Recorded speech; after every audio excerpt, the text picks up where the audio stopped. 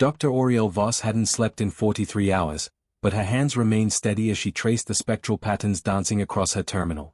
The signal had arrived at Deep Space Monitoring Station Kepler-7 like a ghost from the ancient dark, repetitive and hauntingly consistent.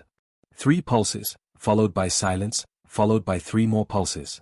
It had taken the automated systems 6 weeks to flag it as potentially artificial, and another month before anyone believed the dating analysis. Run it again, she whispered to herself, though no one else occupied the linguistics lab at this hour.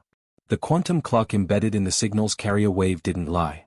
This transmission had been traveling through the void for 3,047 years, give or take a century. When these pulses first launched into space, humanity was still figuring out iron smelting. The door hissed open behind her. Captain Marcus Webb entered, his expression caught between exhaustion and wonder. He carried 2 cups of coffee that had long since gone cold during the walk from the station's central hub.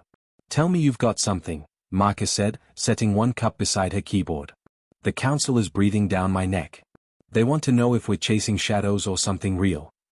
Oriel pulled up 3 display windows simultaneously. "It's real, Marcus. More real than anything we've ever found." Her fingers flew across the haptic interface, highlighting specific frequency bands. "The signal contains layered information. The outer layer is simple, a mathematical sequence proving intelligence. Primes, Fibonacci numbers, basic geometric constants. Universal language. We've known that for weeks," Marcus said, leaning closer. "But underneath." Oriel isolated a deeper frequency band, revealing complex waveforms that pulsed with irregular beauty. "This is where it gets extraordinary. Star charts, Marcus. Coordinates to multiple locations across the galaxy. And this." She highlighted another layer. "This is language. Actual language, though it took our translation algorithms 2 weeks to crack the phonetic structure." She pressed play. The speakers emitted sounds like wind chimes mixed with distant whale song, overlaid with harmonics that seemed to resonate in the bones. Then, the computer's synthesized voice spoke the translation. "Anyone, please. Anyone. Please. We were here. We mattered. Please remember us." The silence that followed felt heavier than the void between stars. Tobias Grant burst through the door, his tablet clutched against his chest like a shield. The quantum communications specialist looked like he'd been running. "Oriel, you need to see this. I traced the signal origin point." He threw the data to the main display. A galactic map materialized, rotating slowly. A single point glowed red on the far side of the spiral arm, nearly 60,000 light-years distant. But that wasn't what made Oriel's breath catch. Dozens of other points glowed in a scattered pattern across surrounding sectors, each one pulsing in synchronization with the distress signal. "Those coordinates from the message," Tobias explained, his voice shaking slightly. "They're not pointing to their homeworld. They're pointing to these locations. I ran spectral analysis on the nearest one. There's something there, Marcus. Artificial structures in deep space, still broadcasting low-level power signatures after 3 millennia." Marcus straightened, his commander instincts taking over. "They built something. A network of something." "Archives," Oriel breathed, understanding flooding through her. "They knew they were dying. They knew they couldn't be saved. So they preserved themselves the only way they could. Their knowledge, their culture, their history. Everything they were." She turned to face both men, tears streaming freely down her face. "They sent out this signal hoping someone, anyone, would find it. Would come. Would remember them. But they've been dead for 3,000 years, Tobias said quietly. We're 3,000 years too late. Are we? Oriel pulled up the translated message again, letting those simple words fill the room. They didn't ask us to save them. They asked us to remember. They asked us to bear witness that they existed, that they mattered. She looked at Marcus with fierce determination. We can still answer that call. Marcus stared at the galactic map, at the impossible distances involved, at the scattered points of light that represented the final testament of an extinct people. Every practical bone in his body screamed that this was madness. The nearest archive was 12,000 light-years away. With current technology, even at near-light speeds, the journey would take multiple human lifetimes. But he thought about those final words, echoing across 3 millennia of darkness. Someone had died hoping their voice would be heard. Someone had spent their last days ensuring their civilization wouldn't vanish completely from the universe. Get me a direct line to Earth Command, Marcus said finally. And someone wake up the engineering department. If we're going to answer a call from the dead, we're going to need a ship that can outlive us all. Oriel smiled through her tears. Humanity had heard the plea. And humanity, against all logic and reason, was going to answer. Anyone, please. We're on our way. The skies of Velustra had turned the color of dying embers, streaked with auroras that no longer brought wonder but only terror. Seraph stood at the observation platform of the Central Science Collective, watching as another fragment of their moon broke away, consumed by the gravitational anomaly that had appeared 6 months ago like a wound in space itself. The calculations are final, came a voice behind him. Mirena entered the chamber, her chromatic skin flickering between shades of deep violet and gray, the colors of grief in their species. She carried data crystals that gleamed like captured starlight. We have 4 weeks, perhaps 5 if the anomaly's expansion rate decreases. But it won't. It's accelerating. Seraph's 3 eyes closed in sequence, a gesture of acceptance among the Velustrians. They had tried everything. Their greatest minds had thrown every solution at the problem. Quantum field manipulation, dimensional shunting, even attempted communication with the anomaly itself in case it possessed some form of consciousness. Nothing worked. The tear in spacetime was spreading, and it would devour their entire star system within a month. How many ships do we have operational? Seraph asked, though he already knew the answer would break his heart. 17, Mirena replied softly. Enough to evacuate perhaps 5,000 individuals. Out of 4 billion. She set the crystals down on the analysis table, their internal light casting prismatic shadows. The lottery system begins tonight. 5,000 names drawn from the entire population. 5,000 to carry the weight of 4 billion memories, Seraph whispered. He turned from the window, unable to watch their moon's continued destruction. Has the council made their decision about my proposal? Mirena's skin shifted to pale green, uncertainty mixed with hope. They have approved it.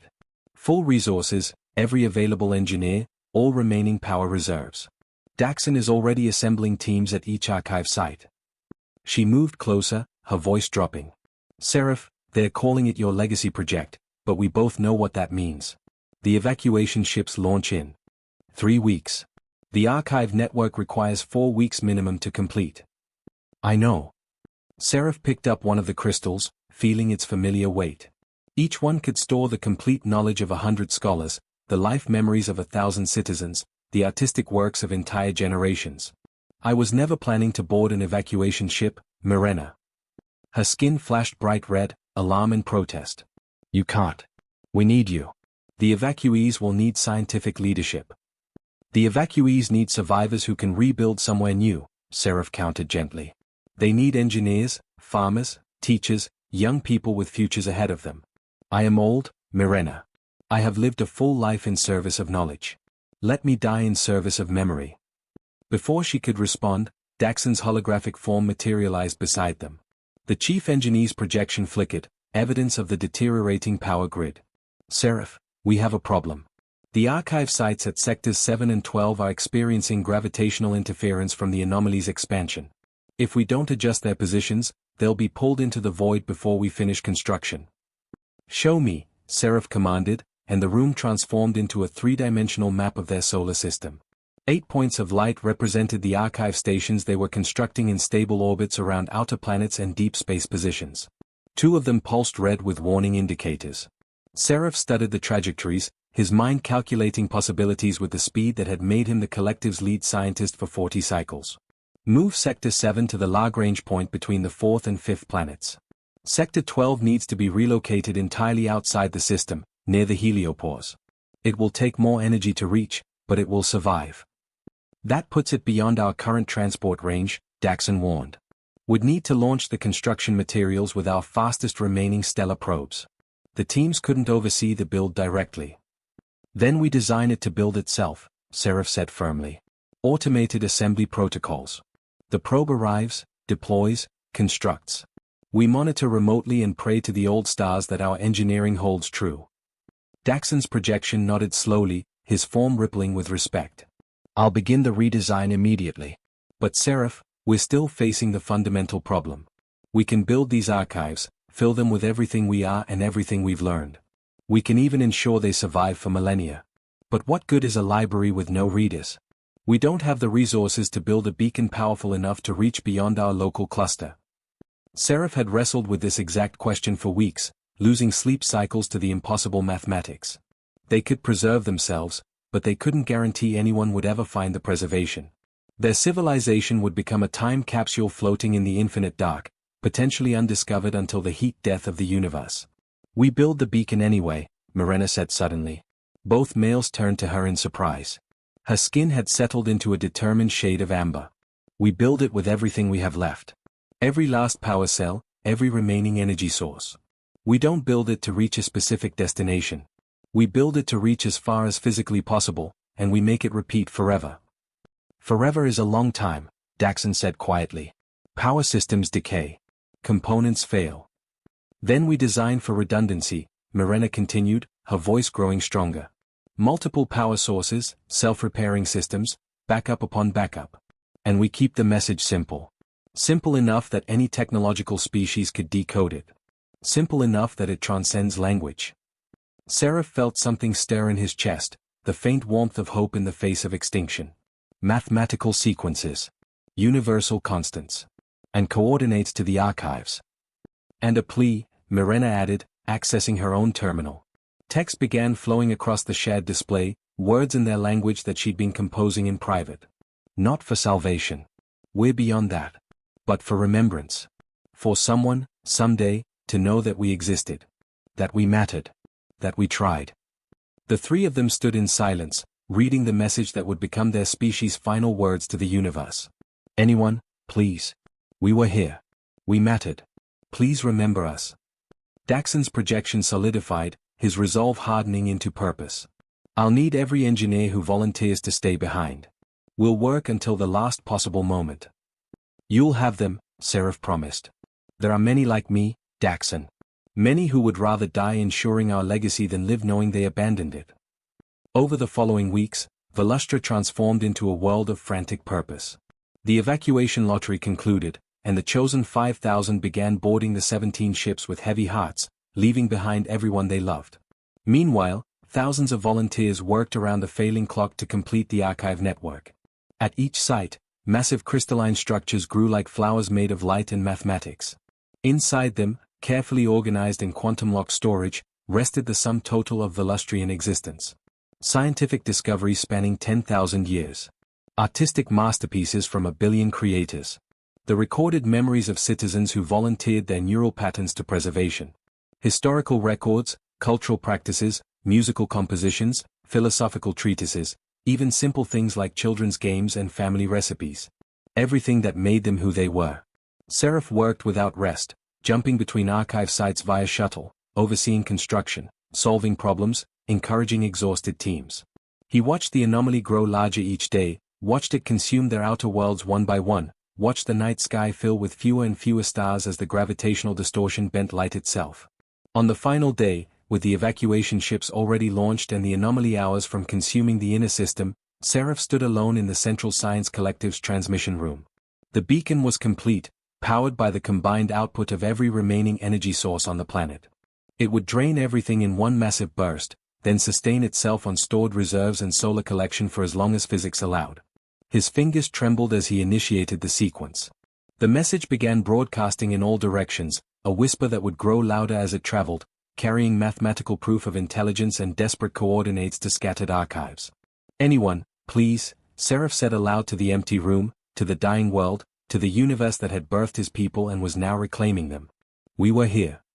The transmission burst forth, invisible waves of information riding the quantum foam of spacetime itself, spreading outward at the speed of light. Behind him, through the observation window, Velustra's sun flickered as the anomaly's edge touched its corona. Seraph closed his eyes in sequence one final time, accepting what came next with the peace of knowing his civilization would not vanish completely. Someone, someday, might hear their call. Someone might answer. Someone might remember. The light consumed everything. The Generation Ship Covenant had been Dr. Oriel Voss's home for 124 years, though her body had only aged 73 of them thanks to extended cryosleep rotations. She stood now in the observation gallery, her silver hair drifting in the low gravity, watching as the first archive location grew from a distant point of light into a breathtaking structure of impossible geometry. "Still can't believe we actually made it," said a voice beside her. Captain Helena Frost, great-great-granddaughter of Marcus Webb, floated closer with the easy grace of someone born in space. At 42 years old, Helena had never set foot on Earth. She was fourth-generation Covenant, part of the bloodline dedicated to completing a mission started by ancestors she'd only known through recordings. "Your great-great-grandfather would be proud," Oriel said softly, her voice carrying the weight of decades. She'd been 28 when they launched from Earth. Now she was a century old, the last surviving member of the original crew. He always believed we'd make it. Even when the fusion cores failed in year 30. Even when we lost 200 souls to the radiation leak in year 60. "He believed because you believed," Helena replied, checking the approach vectors on her wrist display. "The crew logs are full of stories about Dr. Voss, who refused to accept that we'd come this far for nothing." The archive station floated before them like a crystalline cathedral frozen in the void, its surfaces catching and refracting the light of nearby stars in ways that seemed to defy physics. It was easily 3 kilometers across, a lattice of transparent material that glowed with internal luminescence, still powered after 3,000 years of waiting. Jonah Reeves burst onto the observation deck, his recovery suit already sealed, helmet tucked under his arm. The young specialist, barely 30, had trained his entire life for this moment. His grandparents had trained, his parents had trained, and now the culmination of 4 generations of preparation came down to the next few hours. "All teams are ready, Captain," Jonah reported, his voice tight with barely contained emotion. "Recovery drones are prepped. Translation matrices are loaded with Dr. Voss's linguistic frameworks. We go for archive penetration." Helena nodded crisply, switching into command mode. "You have authorization to proceed, Jonah. But carefully. We're touching something sacred here. These people died trusting someone would come. Let's not disappoint them." As Jonah departed for the launch bay, Oriel activated the ship-wide communication system. Her voice, aged but still strong, echoed through every corridor of the Covenant. "Attention all hands. This is Dr. Voss.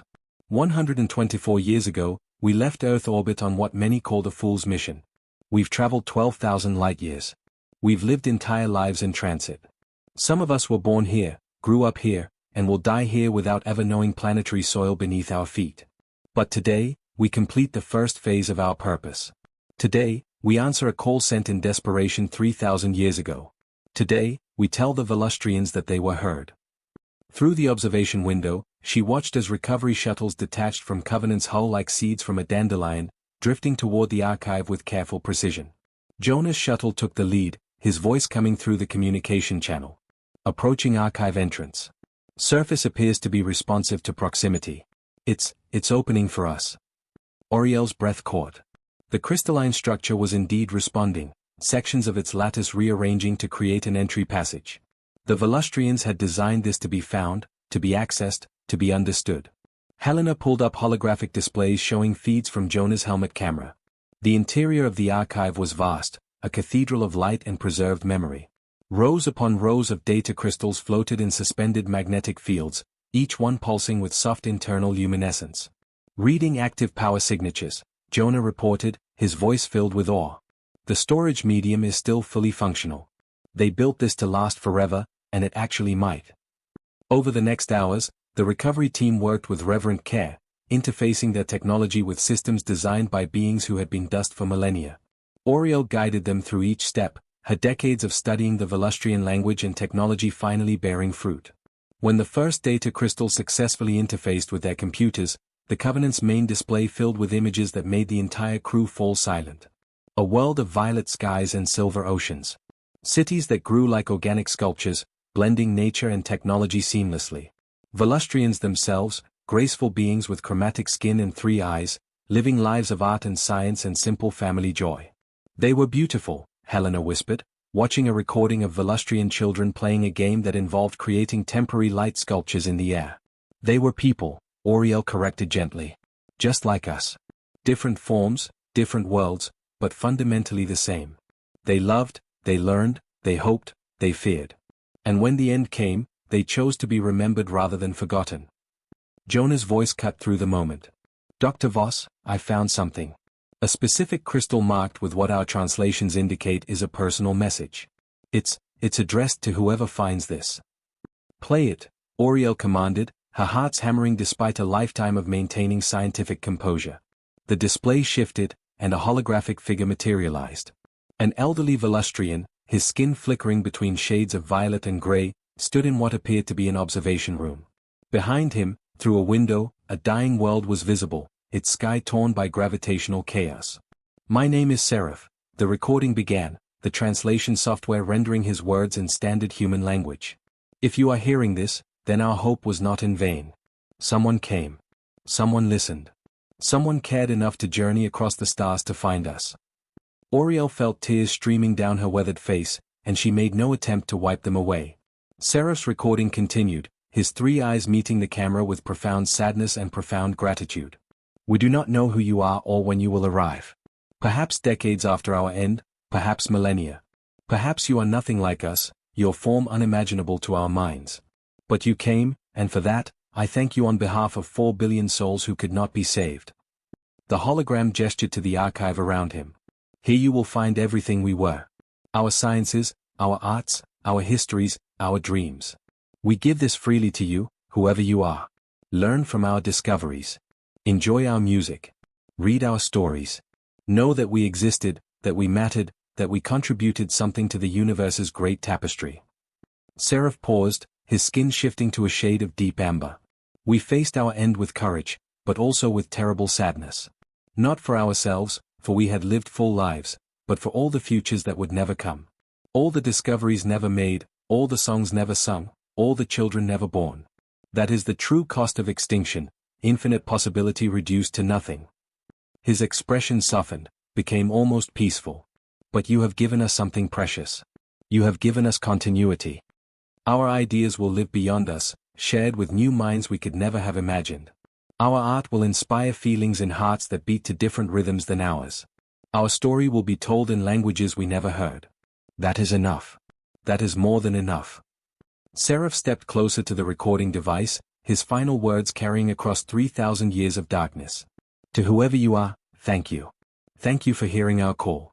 Thank you for caring about strangers you never met. Thank you for proving that in this vast and often lonely universe, voices crying out into the darkness can still be heard. May your civilization endure where ours could not. May you face your own trials with courage. And may you remember us, not with pity, but with understanding that we were, for a brief moment in cosmic time, part of the same story as you." The recording ended. The hologram faded. Silence filled the covenant. Helena broke it first, her voice thick with emotion. "All teams, full archive recovery. Everything. We're taking it all home. Every crystal, every record, every memory. We're bringing them back to Earth, and we're making sure every human being knows their story." "Captain," one of the navigation officers called out. "We've successfully downloaded the coordinates to the other 7 archive sites. With our current fuel reserves and the modifications we planned, we can reach 3 more before we need to begin the journey home." Oriel smiled through her tears, feeling the weight of her century-long life settling into something like completion. "Then we visit those 3. We gather what we can. And we return to Earth with proof that humanity kept its promise. We answered the call, even though we were 3,000 years too late to save them. We answered because some things transcend time and distance and death itself." She turned to Helena, placing a weathered hand on the young captain's shoulder. "Your great-great-grandfather asked me once, during the dark times when it seemed we might fail, why we were doing this. Why risk everything for people already gone? I told him then what I know even more deeply now. We do this because we're proving something fundamental about intelligent life. That compassion can outlast extinction. That legacy matters. That no voice calling out for remembrance should ever go unanswered."